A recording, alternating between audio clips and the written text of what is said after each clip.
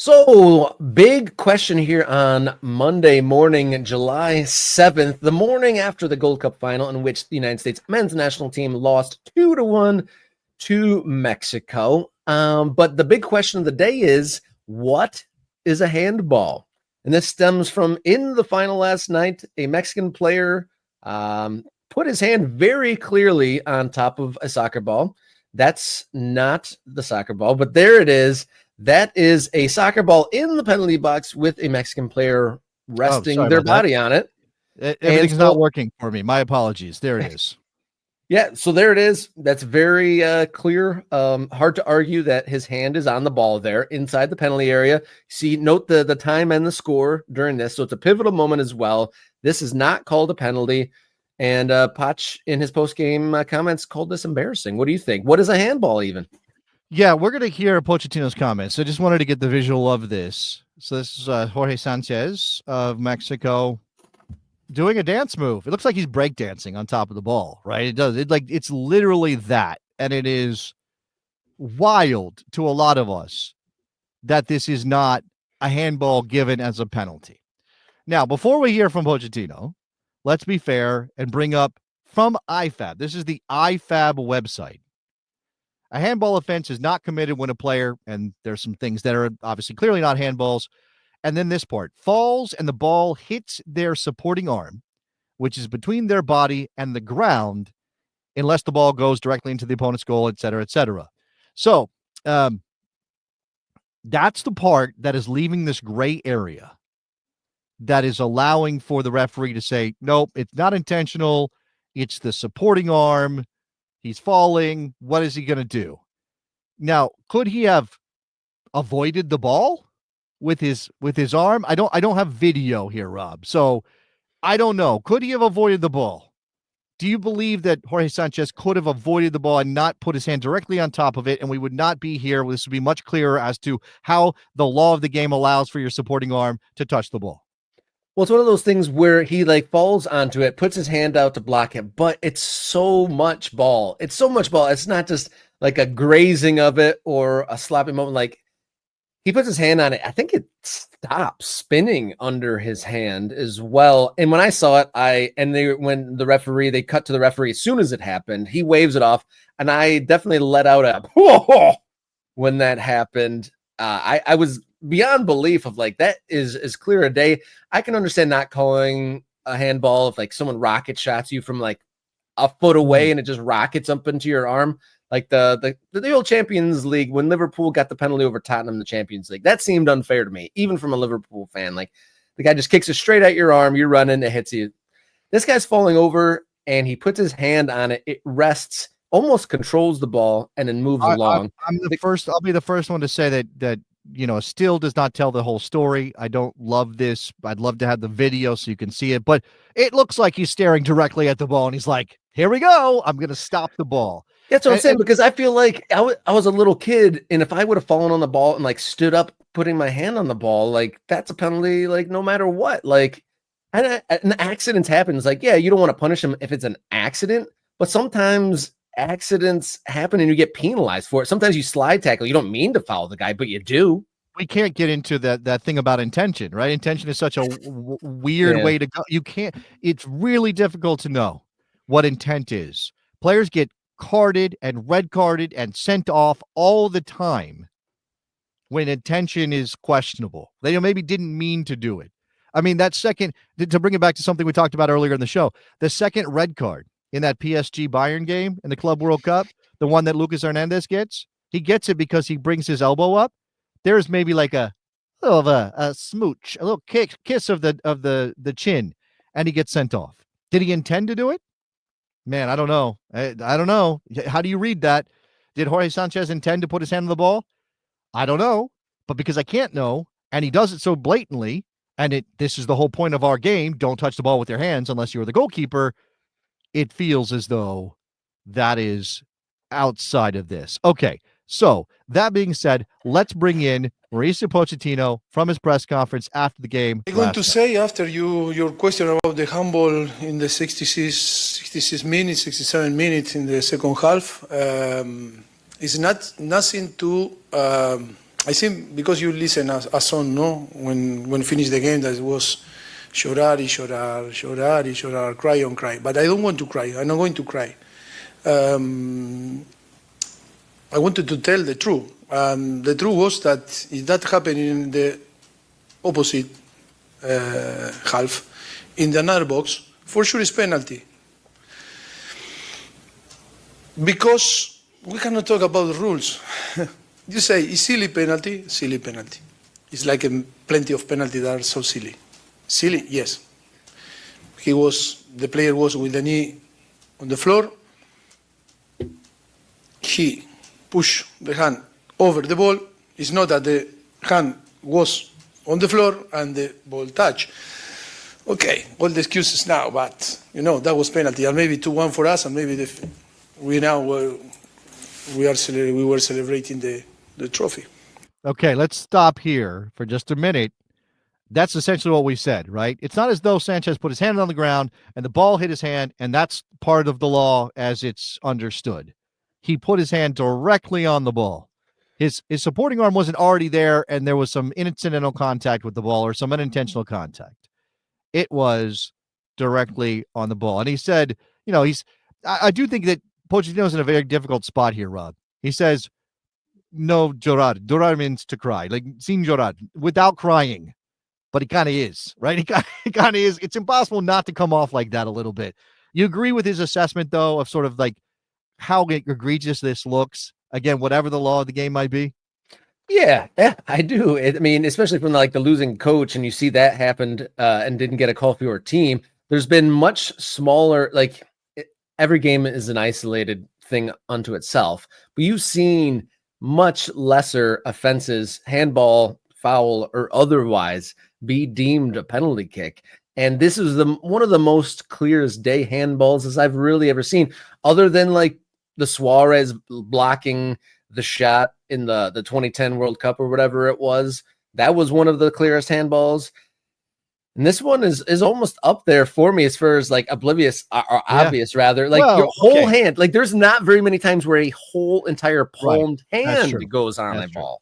Yeah. Intentional or not. I mean, you can't lie. You can't make up the fact that is hands on a ball. I would say that it's Luis Suarez, it's Thierry Henry, and maybe it's Jorge Sanchez. Only the thing about those two other calls is that it was pretty clear they were intentionally doing what they were doing. But that's what I'm saying. We don't know if Sanchez was intentionally doing it because it's such a weird moment. All right, let's hear more from Poch. I think that is clear. And it's not about to cry. It's not about to complain. It's not about to put excuses in the different things. But I think we can continue talking. For me, it was embarrassing to see that situation, and it's a shame because I understand that maybe 70,000 people, giving this penalty is not easy. But maybe again, or four, maybe it's easier, no? And yes, that is what we need to learn also. Yes, I am so proud about the team. He is saying there, Rob, that the 70,000 Mexico fans in the building at Energy Stadium in Houston, Texas, helped make that call. That's what he's saying. And look, you don't have to believe that the referee is in the pocket of Mexico or corrupt or what to think that emotionally it'd be really hard for a referee to make that call when there is any gray area at all, when you've got a whole stadium full of fans. Yeah, he doesn't want to get showered in beer. He doesn't want to get all the projectiles thrown at him that we've seen over the years come from Mexico fans in the United States when these games happen.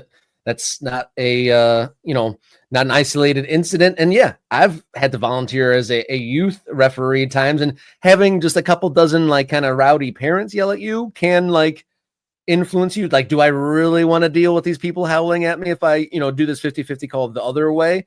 And I imagine, whether they're aware of it or not, yeah, that huge sound, that huge crowd going in the opposite way of that call, that's something there's just a human resistance to friction like that. Yeah, there is that. He goes on. I'm not sure it's in this clip. Let me see if I can get to it. Going, keep fighting, keep pushing. 1 year to the World Cup, too many positives to take. All right, he's waiting for the next question, but he went on to say at one point, Rob, that he said, I would like to see my players playing with 70,000 people cheering. We need the people. We need the fans. The fans have 1 year to realize how important are the fans in soccer, to stay with the team, to support, not only through Instagram, social media, or through behind the TV, but also to be here and translate the energy. Oh, I mean, you can't lie. I mean, I think statistically, home field advantage is the bigger influencer in soccer than any other sport. I think might have come out. That might be that. Yeah, I think there has been some research on that. I don't know what to say about this. Right, I've been talking and writing and covering American soccer for almost 20 years at this point, and I don't know how to kind of frame up the issue with attendance and U.S. men's national team fans and the issue of playing a Mexico in the U.S. and having it be 95% Mexico fans, or playing Guatemala in St. Louis in a semifinal and having it be 95% Guatemalan fans. Yeah, that was unreal.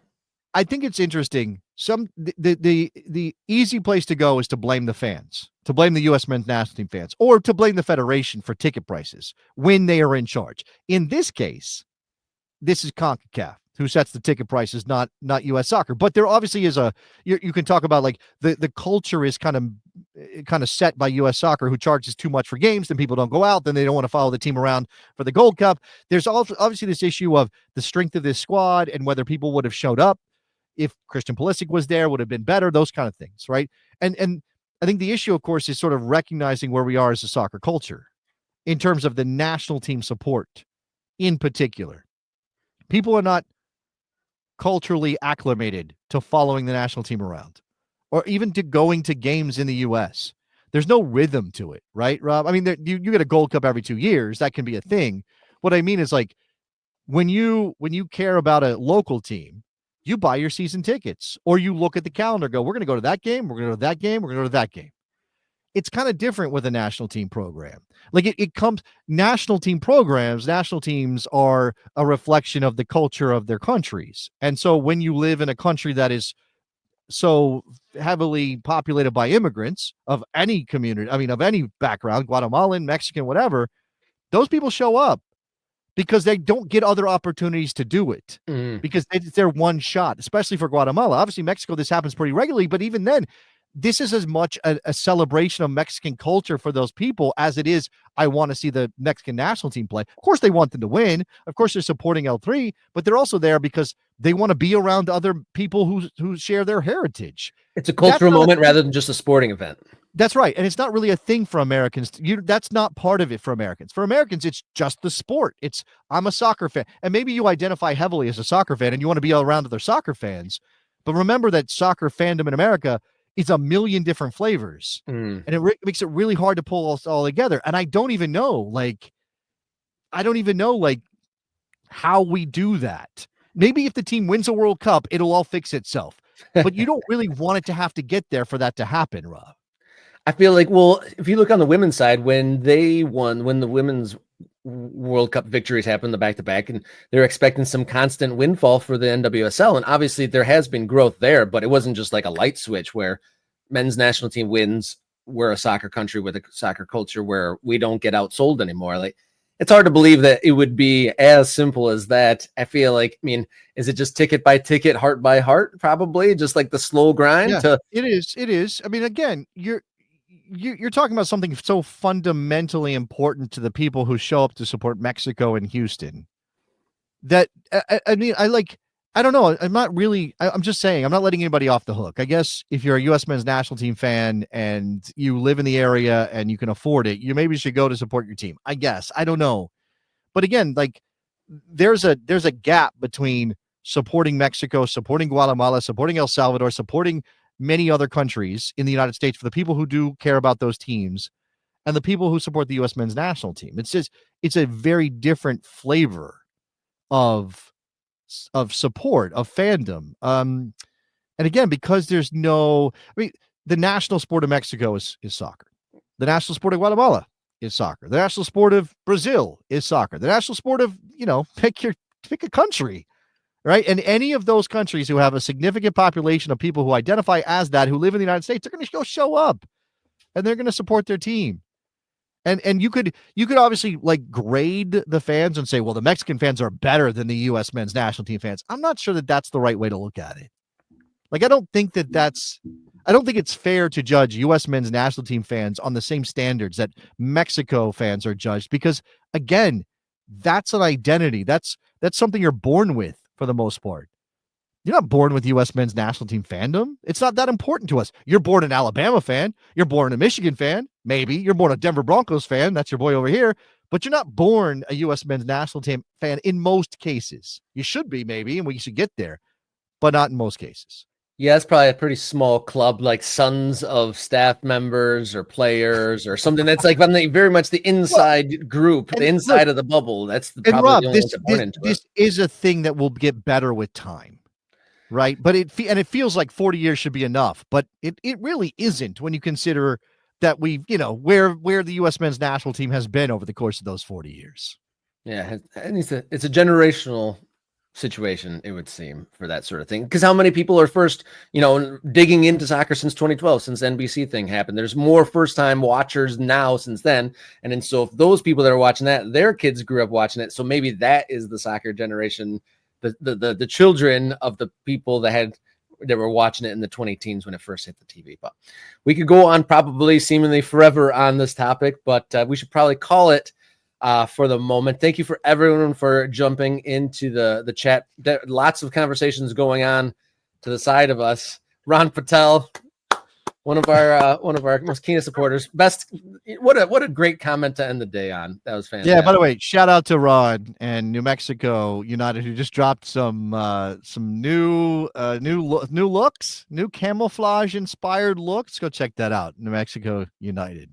Yeah, and you can check that out, but you can also support us. Thank you. We added a couple new members during the show. Thank you, Crispy Doo, and I think Alan. And if there's another one, forgive me, but thank you for joining. We may have hit 2,800 subscribers during the show. We'll check afterwards, and then so you can subscribe if you haven't already, and then become a member. $3.99 a month. It gets you priority commenting on the shows, gets you access to the Discord, which has been very lively. I have to update the local thread as we're all the way out in Kalamazoo. Water, like a flash flood, just like one storm rolled through Kalamazoo, Michigan, and the people who drove like 2-3 hours out there did not get to see a game. But my phone is blowing up next to me because apparently, in tradition of amateur soccer, the game's tonight. Gotta get it in. You don't have any other dates available. Gotta get it in. Absolutely. Got to get it in. So look at the local thread on the Morning Kick Around Discord server. You'll get some more info in there. Thank you, everyone, for commenting. You can also support on coffee.com/Morning Kick Around. We got a specific goal there for on-site, in-person segment there. If we were not able to raise the funds there. You're just laughing at me because I've got like a bugaboo with how to describe how to meet up together. A show on location in 2026. We were raising money to do a show on location in 2026, Rob. There we go. So we're back on Wednesday. We're going to talk AV Alta and probably talk some Club World Cup and whatever may come in these busy times that we have. So until then, everybody be safe and enjoy your soccer. Thank you.